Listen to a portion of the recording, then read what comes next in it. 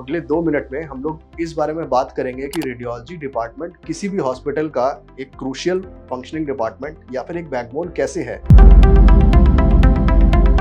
नमस्कार जी, मैं doctor Nitin Jagtiani, senior consultant radiology at Indraprastha Apollo hospital New Delhi.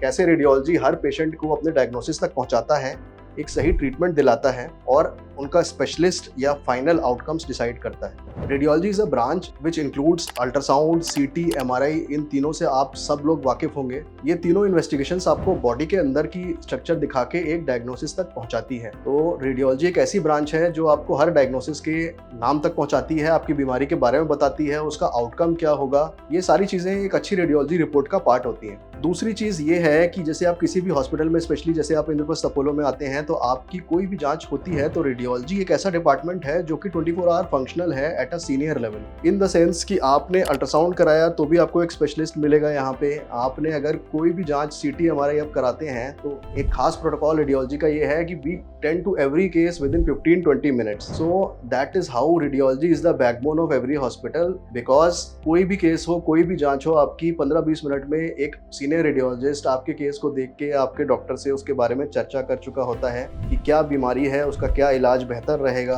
कि कौन से स्पेशलिस्ट उनको देखेंगे, या फिर आगे डिजीज का आउटकम कैसा होगा, या फिर हम क्या चीज़ों पे पेशेंट से बात कर सकते हैं, आगे क्या करना चाहिए। Because radiology is functional through out and the way it is helping, her case को हम इतनी जल्दी टेंड करते हैं, तो that is how radiology remains the backbone for a general public. अगर पेशेंट्स भी ऑडियंस में हैं तो radiology department is a department which is actually saving you from a lot of invasive things. बहुत सारी ऐसी चीज़ें हैं, सर्जरीज हैं, इंटरवेंशंस हैं, जिनसे पहले आप रेडियोलॉजी की मदद ले सकते हैं। इंटरवेंशन रेडियोलॉजी एक ऐसी ब्रांच है जो कि आपकी बिना इंसिजन के, बिना चीरे के बहुत सारी बायोप्सीज और इंटरवेंशंस करके, ड्रेनेज प्रोसीजर्स, तो बहुत सारी चीज़ों से आप सर्जरी से बच सकते हैं। फॉर एन एग्जाम्पल, सीटी coronary angiography is a big thing. सीटी कोरोनरी एंजियोग्राफी आज की डेट में बहुत प्रचलित है। किस पेशेंट को एंजियोप्लास्टी के लिए डायरेक्टली जाना है या किसको नहीं जाना है, तो आप यूँ मान लीजिए कि सीटी कोरोनरी एंजियोग्राफी करने के बाद आप एक मेजर प्रोपोर्शन ऑफ पेशेंट्स को कन्वेंशनल एंजियोप्लास्टी से बचा सकते हैं। इसी तरह और भी बहुत सारी चीज़ें हैं, जैसे कि इमरजेंसीज में लें तो आप मानिए स्ट्रोक हो गया, तो किसी को,